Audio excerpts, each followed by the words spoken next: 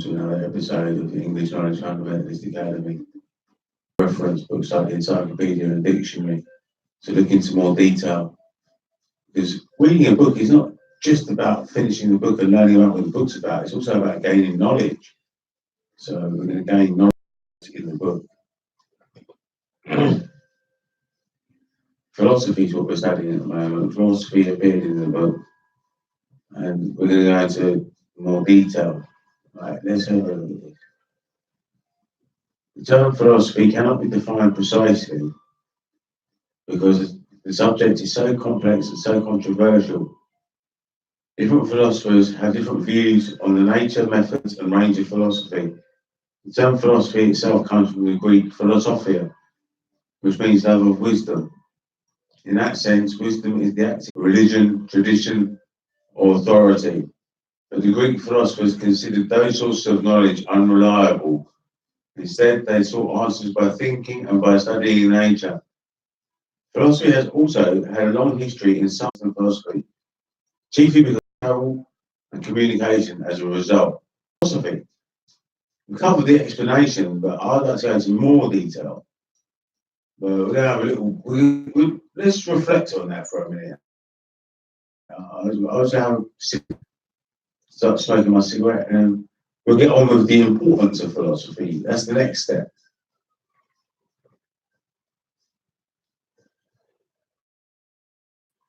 I'm waiting for a herb delivery at the moment. Hopefully it'll turn up soon.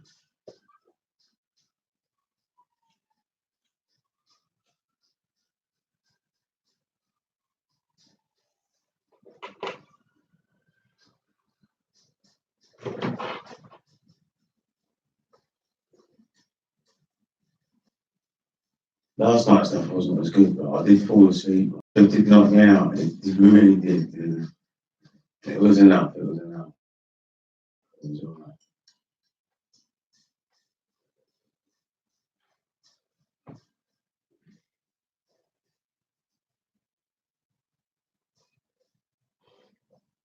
Let's look at the importance of philosophy now. Philosophically, what does life mean? Do I have any existence before I was born? And is there life after death? Most people also have some kind of philosophy in the sense of personal outlook on life. Even a person who claims that considering philosophical questions is a waste of time is expressing what is important, worthwhile, or valuable. Objective philosophy in itself is philosophy. By studying, a person can study philosophers of the past to discover why they thought as they did and what value their thoughts may have in one's own life. There are people who simply enjoy reading the great philosophers, especially those who were also great writers. Philosophy has a noun and verb. It involves the philosophic idea that there is a difference between things and actions. If we ask what the difference is, we are starting a philosophical inquiry based on philosophic ideas.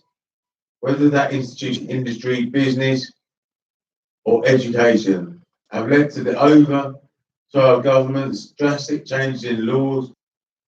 Such changes have occurred because the people involved, real and significant, and about how life should be ordered.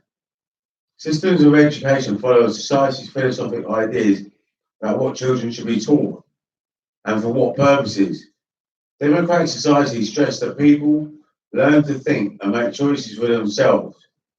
Non-democratic societies discourage such activities and want their citizens to surrender their own interests to those of the state. The values and skills taught by the educational system of a society thus reflect the society's philosophic ideas of what is important. Right, that's the end of the importance of philosophy. Next, we're going to look at the branches of philosophy.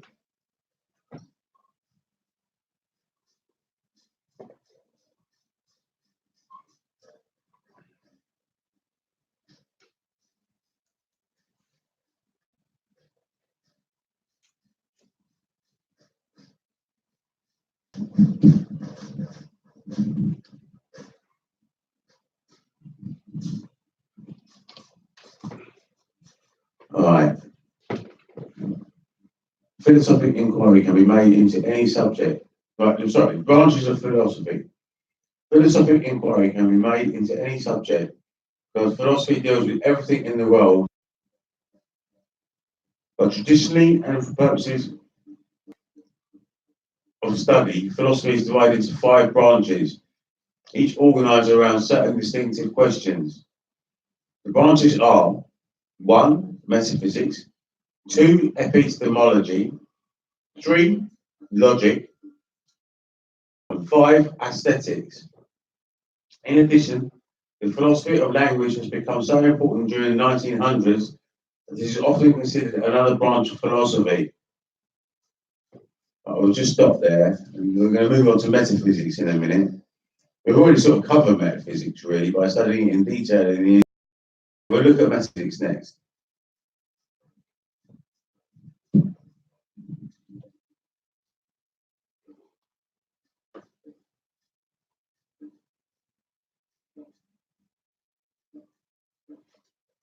Metaphysics is the study of the fundamental nature of reality and existence, and of the essence of things. Metaphysics itself is often divided into 2 areas, ontology and cosmology. Ontology is the study of being, cosmology is the study of the physical universe or the cosmos taken as a whole. Cosmology is also the name of the branch of science that studies the organization, history, and future of the universe. Metaphysics deals with such questions as what is real?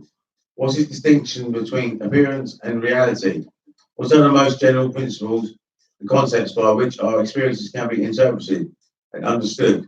And do we possess free will, or are our actions determined by causes over which we have no control?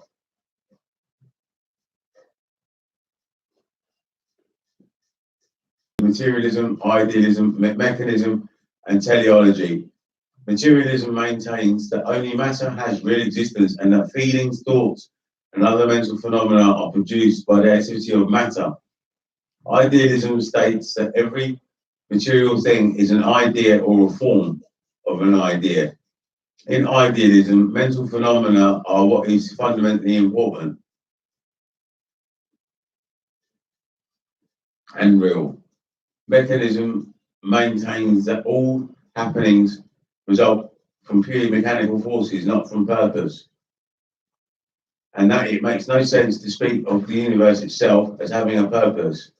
Teleology, on the other hand, states that the universe and everything in it exists and occurs for some purpose.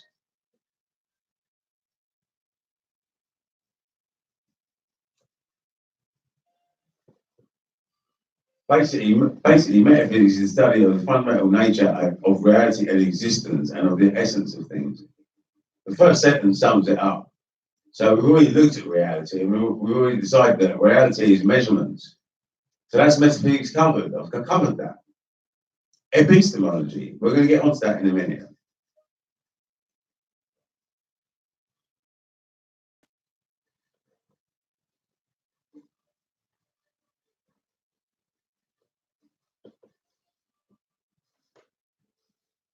I can't wait till I've got my herbs. I need my herbs, man.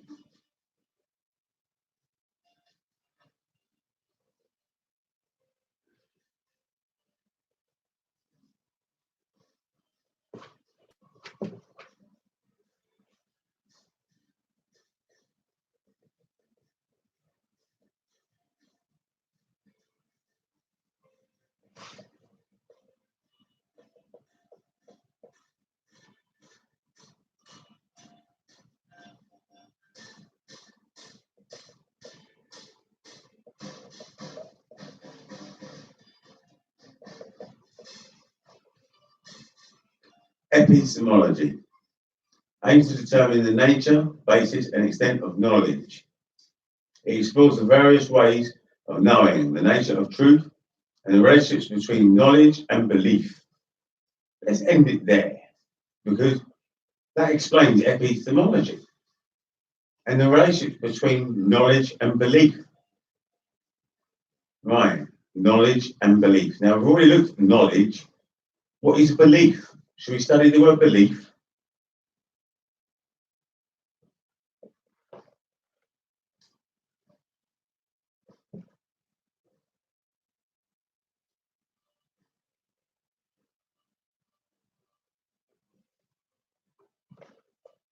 Now remember, these great Greek philosophers were alive before the Bible was written, and epistemology was around before the Bible was written. That it says between knowledge and belief. Now knowledge was known and belief was known. So let's have a look at the definition of belief now.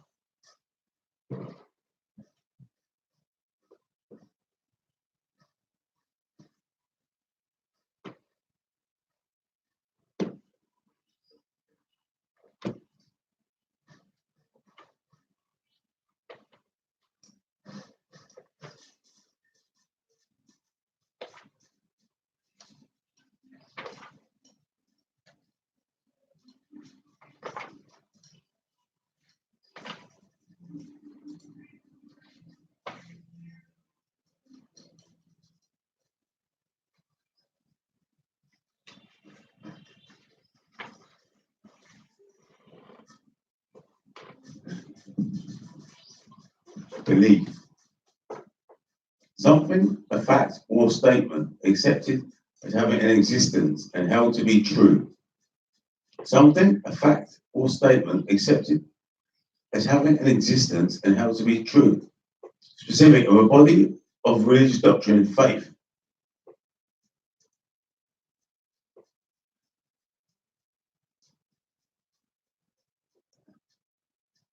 That doesn't make sense. It's not telling us the truth here. Let's have a look.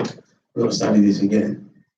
Something, a fact or statement accepted as having an existence and held to be true. Let's have a look at the second. Let's have a look at the second definition. Conviction, existing in the mind that certain things exist. That certain statements or doctrines are true. His belief in Christianity was strengthened. I know what a belief is, and I don't trust that. That definition doesn't make sense. Maybe it does, but I don't understand. A belief is a thought, basically. A thought. It's a subjective thought. It means that it may be true or may not be. So you can have an idea, and it might be true. Some people had theories, gravity was a theory to start off with, which started off in the mind. But a belief is not necessarily true. And the Bible is full of beliefs. So is the Quran.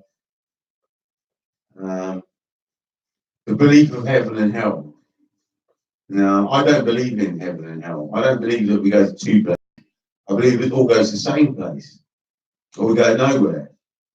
Why would there be two places? And why would we be burning? That doesn't make sense. God's supposed to have mercy, yet he burns his non-believers. That's bollocks.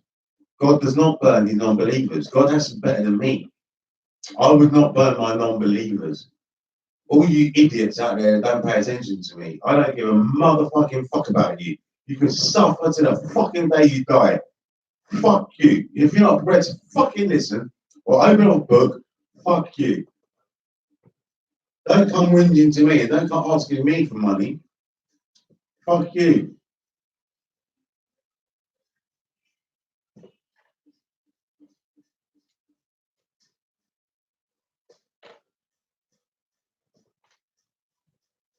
Right, that's belief then. So belief is something that is a thought, basically. And we've covered that. So let's have a look at this again. Metaphysics is that epistemology, sorry. Explores the various ways of knowing the nature of truth and the relationships between knowledge and belief. Well, there is no relationship really. The relationship is that something is either knowledge or it's a belief. Knowledge is factual and belief is in the mind. Belief is ideas. So the ancient Greeks knew about knowledge and belief. The Romans knew, and the Greeks taught the Romans. So the Romans knew about knowledge and belief. And that's probably why the Romans banned the Bible at first, because the Bible is full of beliefs. It doesn't make sense to me. I do think the New Testament was made up by a bunch of Greek philosophers. Because the New Testament doesn't follow the Old Testament very well. The Old Testament is written in a completely different way to the New Testament. The New Testament was written by Greek philosophers. This is what Rastafari told me, and I agree with him. They used knowledge from ancient Egypt. Probably the story of Osiris, that's what we reckon. Osiris was like the last Messiah that ever happened. There was a Messiah. Osiris was the last Messiah. Osiris actually had every single animal and human in the whole world in a peaceful existence. He was a Messiah. We have not had a Messiah since. Jesus Christ was not a Messiah. How can he have been the Messiah? And then they all turned on him and murdered him. Well, thou shalt not kill. He didn't teach them that very well, did he? And so what load of bollocks that was. He was no Messiah at all. I know Rastafarians think that Haile Selassie was the Messiah, but I'm sorry, he wasn't. Look at the state of the world today. There's savages everywhere. So Haile Selassie wasn't the Messiah neither. I'll tell you now, there will never be a Messiah. There never will be. There can't be a Messiah. There will always be the fucking idiotic fool. Because in a generation, you can lose your knowledge. So there's always going to be the wise and there's always going to be the fools. We can never be on an equal playing field. Equality will never exist. You can have equal rights, but one man is always going to read more than another man. So we're never going to all be equal. It's never going to happen. And Labour supporters and people like that think we can have equality. You're a bunch of fucking morons. Fuck you, Labour Party.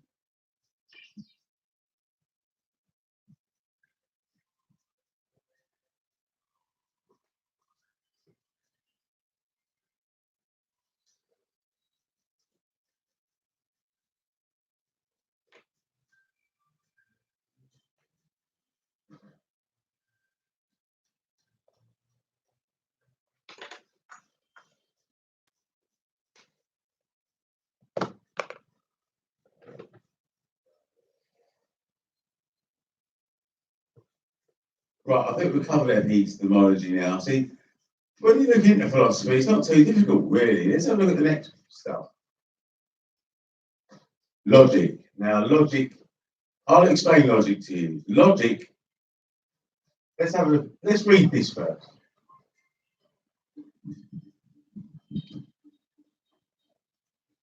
Logic is the study of the principles and methods of reasoning. It explores how we distinguish between good or sound reasoning and bad or unsound reasoning. An instance of reasoning is called an argument or an inference. An argument consists of a set of statements called premises, together with a statement called a conclusion, which is supposed to be supported by or derived from the premises. A good argument provides support for its conclusion, and a bad argument does not. Two basic types of reasoning are called deductive and inductive. I don't know much about this, but what I do know is that in logic, it kind of explains itself. Like it just says, you have to start off. For example, what I can say, give you an example. Let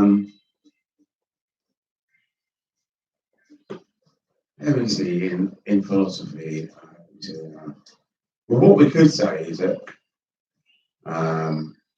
plants came before animals, but why would we know that? That's a conclusion. That is, we've got to have premises. Well, I mean, it's hard to. So philosophy is in the realm of, it's not really knowledge, it is theory. But we say that plants come before animals, and then animals came from plants, but there's no evidence of that, and that's philosophy. But I don't know what the premise is. The premise should be something like, I don't know. But you've got an idea, I think, from what I'm saying. So that's logic. Then there's ethics. Ethics concerns human conduct, character, and values. It studies the nature of right and wrong and the distinction between good and evil. Ethics explores the nature of justice. So they had ethics in philosophy. And when they created the New Testament, they were trying to incorporate ethics with that, basically. That's what it's all about. Philosophy has everything in it. You don't need religion. What you need is philosophy. Philosophy explains everything. Western philosophy, Christianity, and that is in philosophy. It does explain this later on. So that's ethics. Then there's aesthetics, which deals with the creational principles of art and beauty. It also studies our thoughts, feelings, and attitudes when we see, hear, or read something beautiful. Something beautiful may be a work of art, such as a painting, symphony, or a poem, or it may be a sunset or other natural phenomena. In addition, aesthetics against the experience or engaging in such activity as painting, dancing, acting, and playing. Philosophy is not too difficult, really. I've summed it up there. I think we should move on. I don't know. We'll study the great work when we come across them in the book. I think that'll be for now. Let's go back to the secret issue of the world now. Let's start a new episode.